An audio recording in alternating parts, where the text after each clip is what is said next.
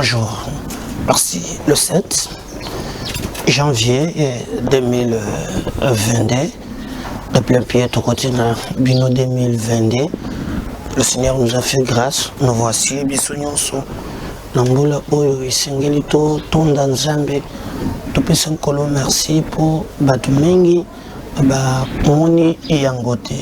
Bon, c'est pas dit que vous avez spécial, mais la grâce de Dieu seulement et qu'on connaît Nabiso. Nous rendons grâce à Dieu, Constance, même s'il y a des petits problèmes de la vie, mais tout le monde a eu l'opportunité de Kokota 2022. Si on est là, il y a encore des projets que le Seigneur détient encore pour nous. Ayez courage, non-lucidité, il y a encore de l'espérance, ça finira par marcher. Merci Nabino Nyonso bozalaka toujours prêt à s'abonner à la chaîne Nabiso, surtout bozalaka ebele. Grâce à vous, vous demandez na batonso ba s'abonner. Je vois comment batubele bazaleko s'abonner na MKBZ officiel. Grâce à vous, je vous dis merci. Que le bon Dieu vous bénisse. Apambola mutema malamu zalaka na yango oyo salaka keno yo moko osenga kape batonso ba s'abonner ozo senga bango. Merci beaucoup en tout cas, na amour, na fidélité aux ana ayango. Alors, Tobandi émission ya lelo et le quoi le bosso na ko senga yo soki penza okoki ko partager biso émission yo na ba groupe WhatsApp. Tu peux le faire na ba groupe WhatsApp pour partager l'émission émission oyo na ba page Facebook. Okoki ko tia lien oyo même nan de couper au sengier à s'abonner, surtout bazana en ligne te benga bango yebisa bango bakota en ligne numéro ya liboso et bandé na MKBZ officiel. Okoki ko sala partout les moyens o yebisa ye akota en ligne o musaza na musala aza distrait yebite ki numéro et bandé. C'est pourquoi tu senga toujours battu que s'abonner. N'oubliez pas cloche et notification pour te repérer si tout continuer à servir les mains. Merci quand même Nande Wazobenga Batonsos Bakota en ligne pour te tobanda live et à Alelo Toko Solo là Bandeko Nangai. Je vous avais dit lobby mission Moko Nasalaki confusion Moko Ezoleka na Baka tombiste Makasi. Il y a maintenant, ils ont banali sous-souté, mbutu ekoti, nani azan, nani mboa sui, nani. Donc tout le monde cherche à se créer un peu moins place nandenge nabango. Yemoko Katumbi, qu'est-ce qu'il va faire? Parce que azan aligné, il y a opposition, tout en étant na union sacrée. Beaucoup là par exemple, beaucoup moins Eliezer Azali, député, il y a AMK, Amekiko Sosola pour expliquer position naïe.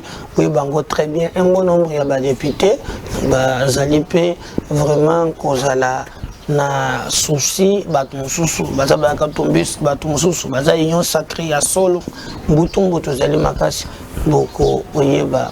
Yango Marcelin Bilomba ayeko zonga alobi tweet oyo bomoni bakomi mususu wana ezali ya eyete, ce n'est pas lui ba pirater contre naye comme d'habitude ezalaka toujours que ba pirater contre naye. Alors tango biso tolobaki batu babandaki ko ndimate, mais on a vu que la version Moussousou est bien, surtout que Bazali a couteau tiré na pensa vraiment na Ngo et Kassanji. Mais bon, mon équipe lobby na betragune du solo moko na Sankuru au garçon moko population ndenge balobaki est-ce qu'azala qui préparait. Est-ce que c'est une revendication ya solo? En tout cas, beaucoup yeba tokomeka kutile na mwa vidéo wana bo yeba yango mokolo ya alelo. N'oubliez pas aussi que Tshisekedi Félix à Kinshasa, misala ezali ebele, il fallait inaugurer biloko ya ko inaugurer. Alors qu'est-ce que le peuple mokoki kozela, mais tozoyoka directement que non atale ko s'annoncer na Grand Équateur. Donc azokende na Équateur pour kende kusolona population après Équateur, nous apprenons Bandundu. Donc, à quoi qu'il y a les deux provinces, nous allons déjà espace wana Bandundu na Grand Équateur de côté à Kozala. Voilà au moins quelques thématiques où il y a la réflexion et à Mokolo et à Lelo. Tout cela là qui et puis nous devons vous dire la vérité, rien que la vérité. Vous voyez très bien que à ce qui concerne le groupe politique, tous allés en année 2022, ils allaient au Toubengaka année préélectorale. Donc, ils allaient année Moko et ils allaient annoncer la colère et la élection. Et Batunion so, bazali déjà comme Bungisa, Batunion so, bazali déjà comme ça par tous les moyens. Moko na état-major na yeba kende et le bosso. Mais il y a beaucoup de conflits, il y a beaucoup de flous et il y a beaucoup de coups où ils allaient colobater. Surtout dans les locaux babengi union sacrée. Et d'ailleurs, il était grand temps que les moyens respecteraient et locaux owana. Parce que l'enjeu pour nous, c'est de définir sa qualité moko. Tout le monde est union sacrée et banda qui likanisi. Na ibande le président benga kibato mais maintenant au cours des élections nous avons une stratégie mise en place et à la coordonner parce que coordination exacte makambo exacte alors mutuna cesse à combien qu'on ça n'importe quoi même barrière de prise de contact ils allaient ko ça les mater.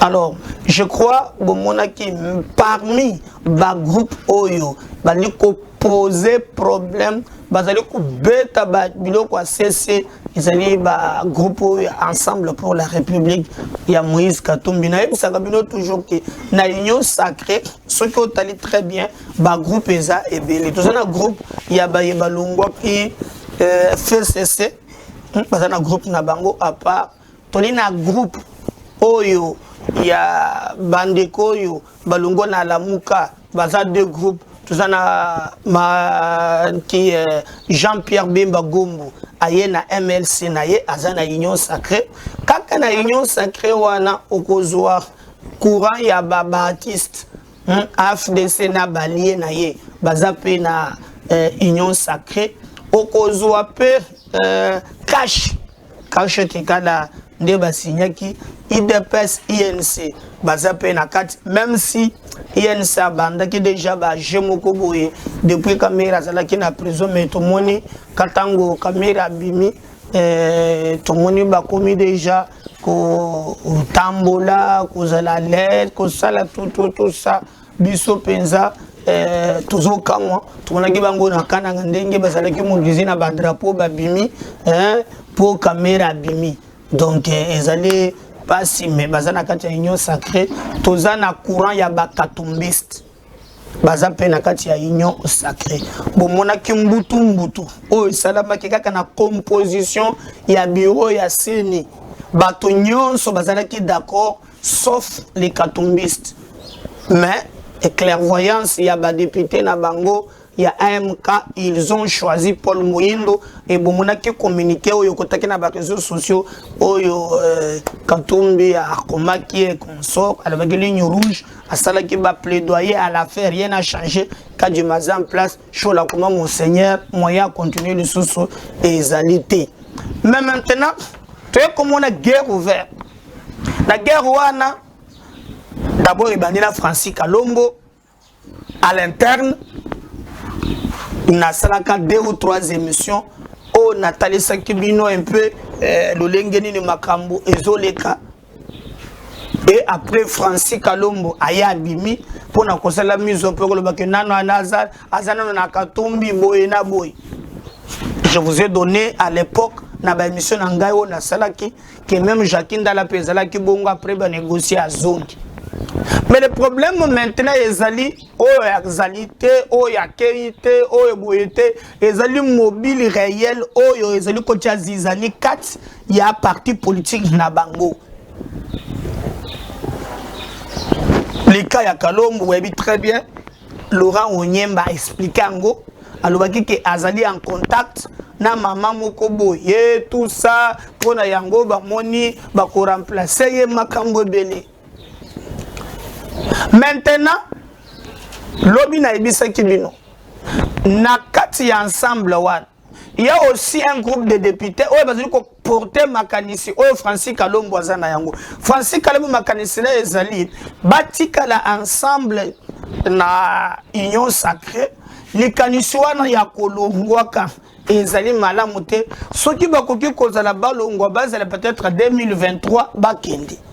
Il y a ba mususu oyo bazali hautain bazali vraiment na maloba mabe bazali na na arrogance. J'avais dit na émission moko na landa ki Peter Kazadi oyo azalaki na discussion na bango Olivier Kamitatu na banen alobaki nanu amona Kamitatu na lolendo ya boyete.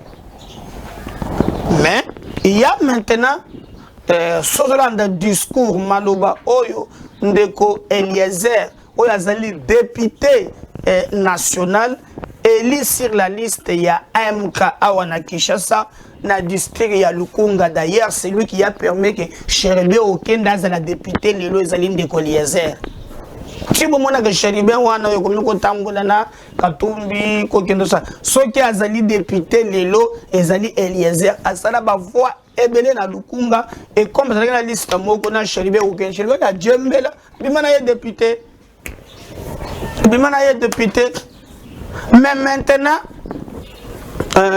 ndeko Eliezer lui travaille presque dans la même logique na Francis Kalombo. Il pense qu'il est grand temps que bâtir ba divergence pembeni et que tête à tête moko ba solola ya za na logique techno batu ya IDPS batu union sacrée muso ba diviser bango non ya za na logique ya kosenga approche. Il pense ba divergence ekoki kozala mais il est grand temps que Katumbi ba solo la face à face na Tshisekedi ndenge ba mesana ndenge ba bengenaka. Il ne faut pas utiliser les intermédiaires. Selon lui, les intermédiaires, bato oyo bazali koluka makambwebe bazali.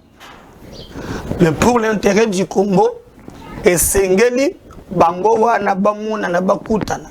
Donc baluka programme baluka réunion baluka mokolo oyo bakoki ko solola. Donc il y a une logique te ya ko s'étirer, ko se diviser. Mutuna Mutwabenda Dra de son côté, il travaille selon lui en tout cas na kalikeli naye et sengeli bakutana. Denge ba formaka union sacrée ensemble, denge déjà bureau ya seni ezali, il y a possibilité ba malentendu et tiama pembeni. Est-ce que c'est possible aujourd'hui? Même à Tabakotani, est-ce que sincérité est causale? Parce que moi je me suis posé la question, comment ce qui problème est zalaki et que la logique on a bakutana, mais il pouvait même appeler déjà à l'époque Kobenga par exemple Félix Tshisekedi nde babenga naka. D'ailleurs Peter l'avait dit, il y a des canaux au téléphone Kobenga na ndenge nini bakutani ba discuter quelques questions. Mais lorsque Yemoko Katumbi et je crois que via Kamita tout baza pembeni na ye, ils ont levé l'option ya qu'on utilise quand même la lettre. Est-ce que c'est normal? Est-ce que c'est normal que Batu Bazali na gouvernement et après Bazala na coalition Makambunyon sur la règle kaka na ba réseaux sociaux. Bokomeli président Mukanda, Bokamati on a le komeli était bouché na réseaux sociaux. Alors approche de député national Azali Kosenga. Est-ce que est résoudre le problème ni? Parce que le problème des fonds, c'est que Katumbi veut à tout prix cause la président de la République. Pour lui, Sengela en 2023, par tous les moyens, à remplacer Tshisekedi. Vous avez même vu, même quand il souhaite lever, ou vraiment, mon ébaninga bazo souhaité baveo, bave nazo souhaité bino, nayaki kona na kisangani, na moni vraiment molili, na moni vraiment maezate, eza lokola enfer. Alors que yé a dirigé l'espace katanga wana bandagala, soya tegango kurana mai partout na yebite. Alors, cette approche, moi, nazomona et le côté et qu'on résoudre. Mais sinon pas, même les députés peut la plupart ceux qui ont divisé vraiment en deux. Ba mususu baza na logique te ya kwa takaka union sacrée. Ko ça la front kobo direct non. Ba mususu bazo linga baza la 4. Même ce qui a fait que Katumbi tango celui-ci je ne pense pas si tu vas continuer à bien ça silisa.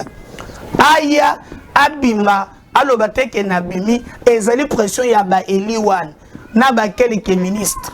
Maintenant il y a un groupe de radicaux de Kamitatu et les autres pour na bango il faut rompre même immédiatement.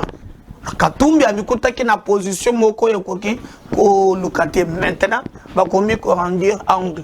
Est-ce que ba kokutana pour te baloba par exemple que non Katumbi a achama ina vinyo aloba que non ngai na cause la candidate boina bosi pratiquement d'ailleurs cause la candidat montunyo sur constitution et puis si montunyo sur droit c'est un droit le plus légitime ce qui olingeo la vraiment candidat montako pekisayo azate ezali reconnu na mibeko mais je crois il y a aussi des conditions pour y être candidat. Alors ba démarche o ya ba proche baza ko sala mikolo oyo je sais pas ce qui solution na bino bozo mona yango ndenge nini ndeko na biso Eliezer aza po na rupture te omoni et d'ailleurs lui a lobby Félix na Katumbi ba yebani et mais c'est ce que j'ai dit ceux qui ba yebana ki je sais pas pourquoi ba kokaki kokoma na niveau ya ko se diaboliser bakokaki kokoma na niveau ya ko se régler ka makambo na ba média à tout moment parce que mokolo na landaki beaucoup tani na bango o bakotana ki pona ko discuter makambo ya seni ozoyo ka kengambo ya Tshisekedi bazalaki flexible comme des négociations politiques ezali babandaki ko zela même qui ne comptait la bango pe ba concéder pas question la logique était ya kokende na front ezali ya kokende jusqu'au bout sachant que bango bazali ba gagnant en voulant aussi penser que non l'église catholique dès ba planifié qui alinga que la bango secours tune jusqu'au bout mais vous avez que baluki ce n'est pas le cas aujourd'hui mutuna muntu komi na kanaye maintenant ba komi ko senga ba proche hein ba kutana lisusu ba sorola est-ce que face à face Katumbi est-ce que rechangeaka kayeloko si ça dépendait de moi en tout cas na moni eloko et ko changer te tant que Katumbi a kolinga azala président de la République schéma nyonso bokoyela ye ezali clarté. Vous avez vu même comment Batunaye tout en étant conseiller, tout en étant ministre, tout en étant dans Babiloko Nyonso, mais ils ont levé l'option à combattre même cette union sacrée. Donc, je donne raison à Peter qui avait dit à l'époque, il combat l'union sacrée mais à l'interne. Regardez même comment il s'est déployé dans les médias. Hein? Vous voyez comment presque la quasi-totalité Yabato, ils ont réussi maintenant, Moussala Yaba Fragezaka, Tshisekedi, Okolanda, vraiment tous les émissions, les Mikolo, Oyo, ils ont le côté ya Malam, Atamoko, Tshisekedi, Azosala, Nyonso, mais Banin Bazosal, Bangomoko Bazo financier n'a cessé. Alors vous allez comprendre que tout en étant dans l'union sacrée, il est en train de l'affaiblir, et tout au contraire, au lieu que les députés naïe, au contraire, il devrait s'assumer. Si ça dépendait que de moi, au lieu de jouer ce double jeu, autre le qui mi ange, mi démon clair, pensa, et zalé mais Zalenga était moutonazale kokamba, union sacrée, je sais pas comment Félix Tshisekedi yazo mona makambo, mais Katumbi azana union sacrée peut-être il y a forme pour na koko sabatu et vous voyez comment il est en train même de fuir le bilan.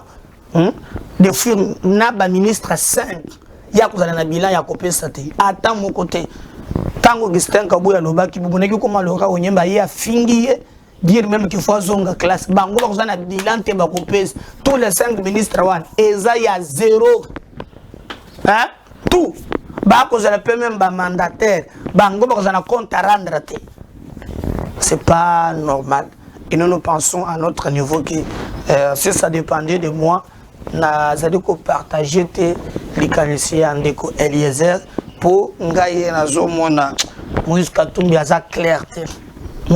Aza clair ata na likambo mon côté. Donc Moïse Katumbi aza clair ata mokete. Ata mokete. Donc mais nous on attend voir ce qui va député mosusu ba koranda. Donc Francis Kalongo n'est pas seul. Il y a un bon nombre, il y a un cadre, parce que ça peut les cambos mosusu. Mais il y a d'autres où il y a un problème personnel na Félix pour na bango. Tu sais que des places à Zawa les autres soit bango ba kanisi que bazana ba diplôme ya var lokola Godem Poi. Mais il oublie même que cette assemblée où il y a Zaliwana, il y a Banini, il y a Bavarwan. Ces assemblées, Chantini Ngobila, a nommé 20 députés, 40, ou bien, a nommé 20 ministres. Et tu as 6 pléiants, mais à l'objet que il y a VAR. Na écoute kotanga réduction des comptes moko salinga maya misu na kramwe na kati réduction des comptes oh ya ville ya Kinshasa tant avant que tu réduction des comptes ça la kati ba to balende lokoma mbongo ezali basalela kina exercice les cas avant que ba voter exercice na coûté 1 milliard de francs bâti na rubrique on va pour la foire agricole de Kinshasa alors que na 2021 foire agricole wana c'est la maquette pour la Covid mais na réduction des comptes bah si bâti que non 1 milliard de francs mon que bima qui pour la foire agricole et godé point de diplôme ya var ba valiser yango na kati réduction des comptes on parle d'une affaire de 300 ou 400 000 euros le que non la ville de Kinshasa ba son batongi ba ko technique le cours de compte et lobby est-ce que beaucoup peut se sur adresse il y a place moitié ba école technique one à ta réponse moko balié monoko mais bango ensemble ba l'église c'est ça même le cas de l'union sacrée vous voulez prétendre que vous avez un diplôme yava makambo ebele mais la faisabilité pas sinamawa est-ce que démarche oyo bango bazui ndenge ndeko Nabiso Eliezer, je crois que le groupe de députés, le militer pour les Cambouana, est-ce que Kokende le Bosso, est-ce que Simba, en tout cas, attendons voir ce que l'avenir nous réserve.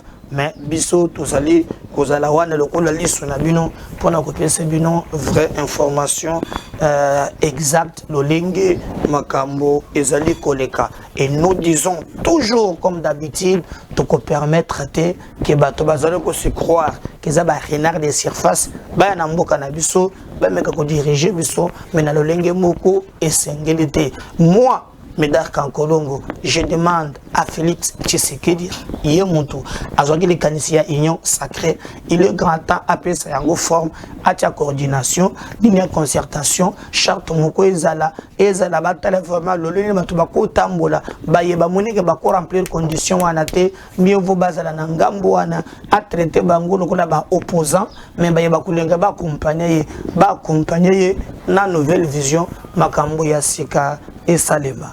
Sinon pas ekozala regrettable, sinon pas ekozala mawa mingi parce que ce pays que Dieu nous a donné est singeli par tous les moyens pour défendre yango. Ce que tout salité les Camerounais, les alliés Ougandais, les alliés Rwandais, les Américains, qui viendra ici pour défendre Mboka Nabiso, ce qui est moko bakolo Mboka to telemi likolote, ce qui est bakolo Mboka to zuyango en charge te nalobaka toujours dans mes émissions qui ce qui nous unit est plus fort que ce qui nous divise. Ce qui nous unit, c'est le Congo. Ce qui nous divise sont des petits calculs. Il y a des politiciens, il y a Miki. La Kangambu et ils vraiment inadmissible. Marcelin Bilomba a lobby tweet Oyo Bomoni Bato Bazali Koloba, Ezali tweet Naïte. Et à Tikali ko tweeté te ba pirater ezala kaka ndenge wana ekomaka ka o ba pirater alors boyebi ke ba fongoli front moko ye nango ekasanji mengo ekasanji na baloba na ye oyo ye alobaki ezali penza alors pour na ye tweet wana ezali tweet moko ba piraté ya tikeli koloba makambo na contre Kabonde te boyebi très bien makambo lobaki tweet wana ezali koloba je crois kotangela bino makambo ya lobaki na tweet wana mais alobiki ezali yete guerre ezali ouvert entre bango na tweet wana Kabonde ya tutaki boy alobaki l'honorable Ngoï Kassanji n'a fait que son travail de contrôleur de l'action de l'exécutif mérite mieux que des insultes. Au nom de l'UDPS et au mieux propre, je tiens à lui présenter des excuses et prie la justice de saisir de la dénonciation pour établir des responsabilités. Voilà, Ezali Makambo, Oyo, Augustin, comment Jean-Marc Kabonde a tweeté qui pour apporter le soutien à Ngoï Kassanji. Maintenant, Marcelin Bilomba a yépé, Olobi Zayete, en tout cas, Bakoselier, mais tu t'en es le Bakiboui. La direction nationale du parti devrait revenir à des têtes passantes et non à des petits étudiants qui ont encore des années d'études ainsi que des cours à rattraper. Déjà, il faut être reconnaissant de te retrouver dans une si haute institution malgré 6 années de secondaire. Alors Biki, ils ont piraté. Qu'est-ce que nous pouvons dire? Donc, le baka non piraté. Pour y mugolo, puis alors Biki ils ont été donc où ils ont Marcelin Bilombate, aye kolobande lobi atikango et presque toute la journée, mais la soirée ndaye kolobakeno ils ont été où ils ont tourné, ba conseiller makambo akoki kodingate batia trouble mobulu na kati ya parti azali vraiment na schéma awanate. Mais au moins ce que tu makambo lobi na Ngoï Kassanji wana est très grave. Lobi il est assimilé, il est cessé, boyena boye, à peine makambo belé et belé bon. Awa débat mingi je te mesane, awa débat la biso ezalaka toujours en termes ya ba diplôme. Il faut sauter à Tombouctou. Moi j'étais à Tombouctou, j'étais à Chicago, à Miami, master. Alors, yo mona quand même attendre la gestion tende ba na français makas troïka, taux d'inflation, consensus. Alors yo ce que zo fanda, taux d'inflation, cadre macroéconomique. Voilà biloko bazana bavard. Mais na CC1 bazo bendalar na zo biso na français makas ya poto na bango le kambote. Mais à l'objet qui est allé, il était, mais spectacle, oyo, tout le monde est appelé grave. Mais bon, mon acquis, que le directeur de cabinet, il y a président de la République, Guilhem Nyembopé, a monté au créneau, na makambote que fait Nguruma. Dans cette histoire, on apprend que besoin de Nicolas Kazadi. Mais tout le monde, quelques bateaux, Babibengi, a IDPS. Batelemele Guilhem Nyembo balobi ke sali vrai te makambo ezana kati ya koloba. Alors tozo yebate même entourage ya Fachi batu nyonso ba yelinde ko sala la mwana ma mutu nyonso yeli la olie ya kozalaka penza na musala yango ya solo ya ko soutenir président de la République bango ba miche na musala kolukala ezali lukuta ezali solo nani akolobaka mais ibimi kaka mbongo bato mingi balobi il est grand temps que Fachi agir mususu ezali na francophonie chiuyo balobi ba démettre je sais pas communiqué officiel mais lui ba démettre ba pesi musala ya francophonie quoi musolo ndenge ya kosakana te. Alors comme tokokika ko se fier na ba rimerte choko batio yango nde parmi o bato bazolo ba ke bana poto vraiment o penza ba fingisi bana poto nde bango wana mikolo nyonso be bongo. Maintenant nous pensons à notre niveau que tu es totalement likolo le col à Montumoko pour mobiliser ba alki. J'ai la francophonie et que ça les matote. Moni na moni me bato so bake. Mais na zo bate pourquoi na moni bato bazo attaquer Roselyne une forme ikolo. Yepe azali na azana fonction beaucoup officialité. Je sais pas pourquoi tu vas attaquer Yemi. Na moni ko to balakisi na côté ya Chio Yohana ya francophonie yepa casque. Tout ça le bio no ya sala ko pécoutir ndengni na kiego mieux retrouver ingénieur a casque na moto. Yo landre même na école ya moto asala. Eh na mona nanga makambo me mbogo ezana bio. Ezana bio ma ya kosaka na tête. Alors on attend tout le monde maintenant Chio yibatangi nous apprenons que balongo lié na ba fonction oyo azalaki mais na sala émission moko kala sur makambo francophonie na lakisa ba décaissement moko erwana bazaka pe ba 3 ou 4 bando ko finganga pe lisusu vous avez information bien té boyna botala sko lelo côté to komi alors que Rwanda azozela a récupéré Jewana ya francophonie asalango epana Rwanda zapre azozelango na mutema mubimba pour récupérer yango biso akaka koyiba biso akaka ko détourner et nous demandons maintenant que bameka ko sala musala na bango lolenge et longo bani moto na moto azala esika na ye nalobaka toujours place ya muyibi ezalaka libanda te place ya muyibi ezalaka kotambola tambola te place ya muyibi ezalaka na boloko muyibi azaya Coca-Cola te muyibi azala ya union sacrée azala ya FCC muyibi azala na ngambo nyonso kote nyonso akouta akotika la kaka muyibi. Alors on attend voir oyo gouvernement akoloba tozozela to mona oyo justice akosala. Par exemple, ça malokonda lobé, et ba redoubler, topé ba tripler, ba effort na bango pour l'année 2022. Mais effort y a les bossons et faire de la lutte contre la corruption, cheval de bataille. Tant que l'argent des contribuables congolais et kokotaka na ba poche ya ba individu et zali une action mo côté oyo bato bakosalaka oyo population a konjibaka ayango.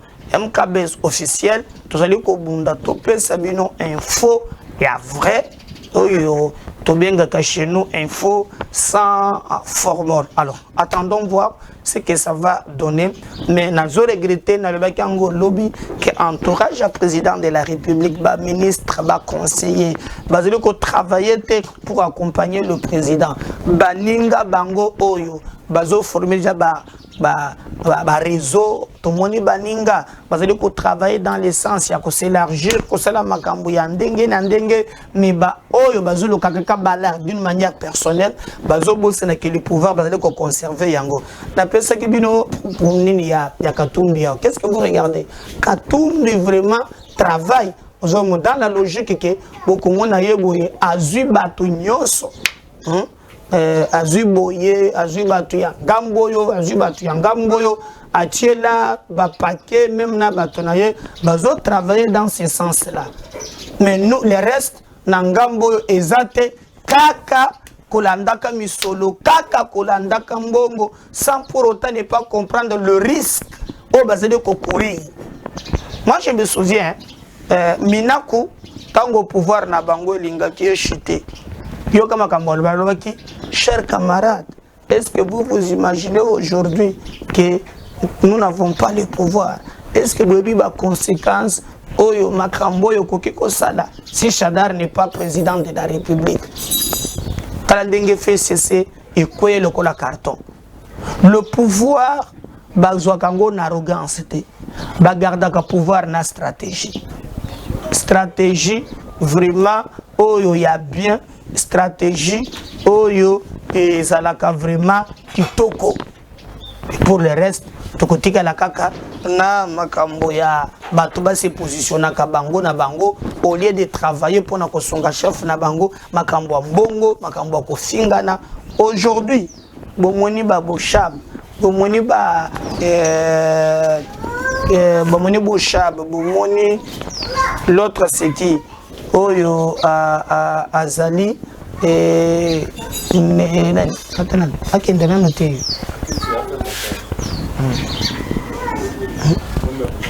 tomoni ba Bouchab, tomoni batu nyonso bakomi pembeni ya président lelo. Vous pensez que tous ces gens là Baye Pamba et pas président? Non, Baye comporter intelligence na bango. Alors posez-vous la question, pino ba mususu boutique le reste beaucoup ça ndengene. Ezali mawa développer stratégie bolongo kana ba biloko ya kolela ka to ba positionnement ya mike bambongo bozo lukaka oneza na sens te bokozo pe mbongo ya malonga soki président de la République a bilan vous travaillez très bien, le peuple va vous récompenser. Organisez-vous, les élections c'est pour bientôt en 2023. Les masques vont tomber, il est grand temps que moko na moko ameka kosala oyo ye amoni ke ezali malam. Oui. Sinon pas côté kalana milelo. Et puis justice nabiso, justice motutombo la kamboka. Justice esengel ezalaka na ngambu ya peuple. Motu nyonso azana le boko mulayi na mbongo ya ba congolais. Botika ka ba théâtre na bino ya ba liberté provisoire wana te. On a besoin ya komona justice oyo ezali vraiment kozala juste kolandela ka bato na likambo oyo bazali kosala.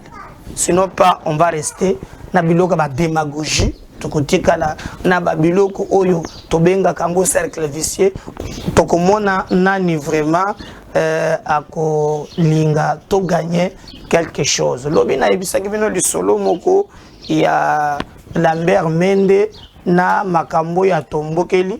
Mais lelo j'ai jugé bon dans lequel une vidéo wana boko leko esali ki Mende atomboki po na nini ndeko wana po na ye il faut mukomaji na lusamba buma kabato soki fachi salite bango bako voter ye te faut zone sa mukomaji tokolo beske Mende pe akoza na raison na place oyote hein azana raison te na place wana non bino moko bolanda bien na lengi bolande les sous boka garçon oh soki mukomaji te toko voter yo pesanga bagarre de boy Lambert Mende lobaki nyonso koki koleka pa maloba oyo ezali manipulation mais vidéo mususu pe ezali bon bazolo pe na kitete nga na zoyo kate o Mende zo tambola bazo bazo betele bazo olola ye balobi longwa nouvelle classe politique ba musolo bazo tchela ye bazo encourager mbutu. Je crois que bokoki kolanda pe yango boyoka soki elengi kolbato ba oto boyoka ka kitentela botra vidéo on est interpréter l'ingile mais on le biki bazo olola ye bazo le bité bazo komisa ye menda ke yukuna neta zoyoka mayoko zonga melongi neta ezape bien te on dirait bana na babité ye mukato na mafinga ou bien zanga na yokite en tout cas bino moko boyoka ensemble na ngai. On revient juste pour conclure.